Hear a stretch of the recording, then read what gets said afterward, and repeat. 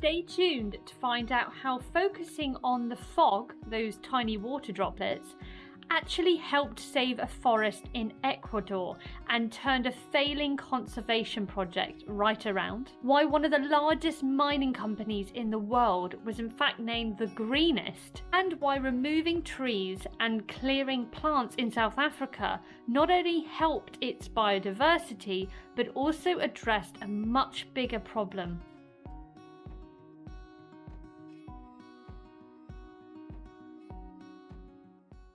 Hello and welcome back. I'm Rebecca, this is Green Pages, and I've just finished reading Wild Hope on the front lines of conservation success, published by Andrew Bamford in 2012. It's an oldie but no less a goodie. Andrew takes us across different continents all around the world, and we get to hear from a gun-carrying ranger to a journalist, a fisherman, a business owner, a mining company, and you'll get so many different perspectives.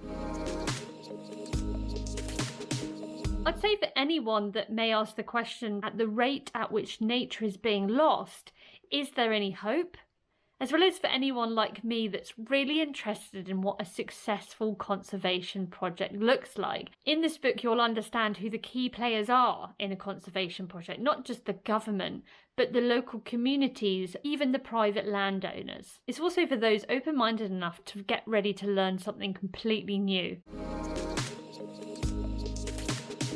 I always associated the removal of trees and plants to always be a bad thing, and this book taught me that actually it could be the very foundation of a very successful conservation project. And the one that Andrew takes us to is South Africa, where actually the removal of these invasive alien plants was actually a good thing. Chapter called Problem Plants, Politics and Poverty. South Africa is botanically extraordinary. It has more plant varieties than the whole of the US. 2/3 of its plants are endemic. Endemic meaning they appear nowhere else in the world. Couldn't believe it when I discovered through this book that over 9,000 plant species had been introduced to South Africa since the first European settlers arrived. The chapter talks about how the government invested hundreds of millions into the removal of these exotic non-native plants.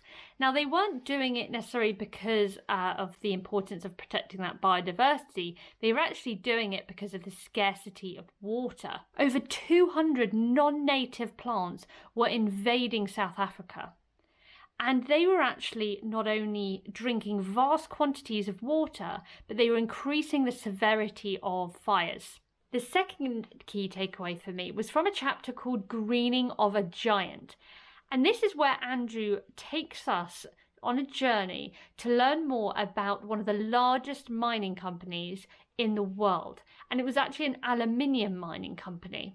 Now, how on earth can a mining company be called green? They seem to be absolutely opposite ends of the spectrum.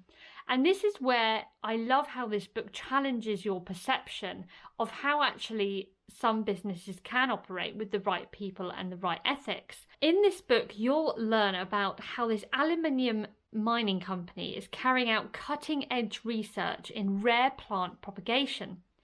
It's going way beyond the call of duty, and from a legal stance, way beyond what is even required for a company to do once they've mined an area. Where the forest was cleared and the soil was blasted through, they are actually putting things back to how they were on a massive scale. We're not just talking about the soil or the trees, we're talking about the creatures, the entire ecosystem.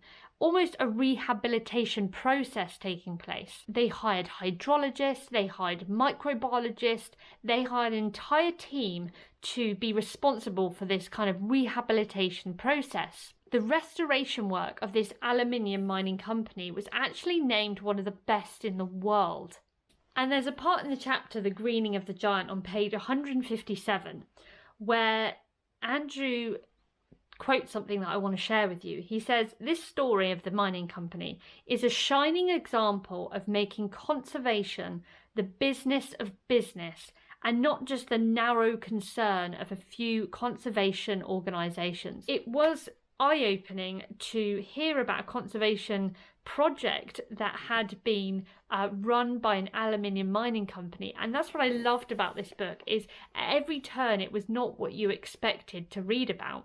Andrew helps us to understand that conservation project success isn't just about the biology or the animals or the plants. It's very much about the people and engaging the people in the not only the problem but the solution. What had happened is the people of Loma Alta in Ecuador had actually been introduced to cutting and felling trees to create timber or to create charcoal, and that's indeed what had been happening. They had been cutting down the trees, and no matter what the NGOs had said or the ways in which they tried to explain how important it was to save the forest, I guess the message just wasn't getting through, or maybe the people just didn't feel like that really was a solution or an option for them, because as far as they were concerned, that was a way in which to make a living.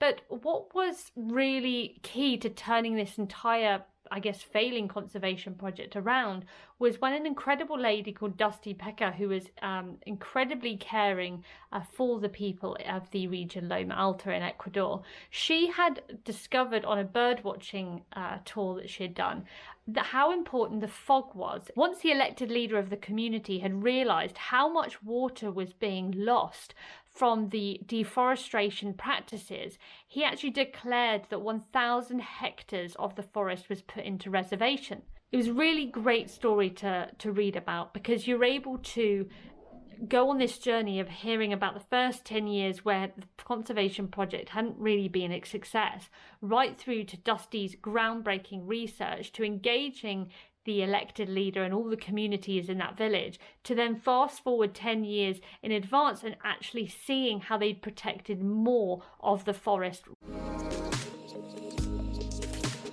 At the very end of the book, Andrew shares the common threads he's seen in what he calls ways to win the battles for conservation projects. And I'm just going to read a few of the extracts for a few of them because they're just so interesting. The first one's great leadership.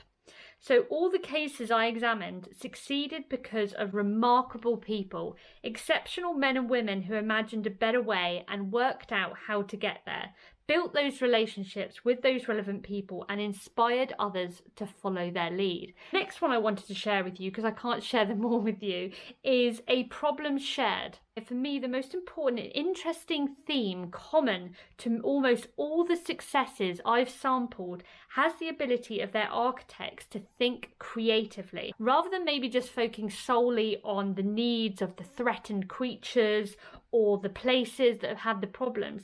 They've looked at problems from the perspective of the people involved, those local communities, the politicians, the landowners, and even the business leaders. And finally was improvement, not perfection. The last lesson I take away from my travels, Andrew says, is the importance of not letting the perfect become the enemy of the good. All the efforts I profiled here have their flaws. That's inevitable. Improving things as you go along is very different from not starting them at all. It's inspired me to read more about conservation projects, and seeing as this one was published in 2012, I might look at a more recent conservation project book, but nevertheless this one was incredibly impactful to me and I'm so glad I read it.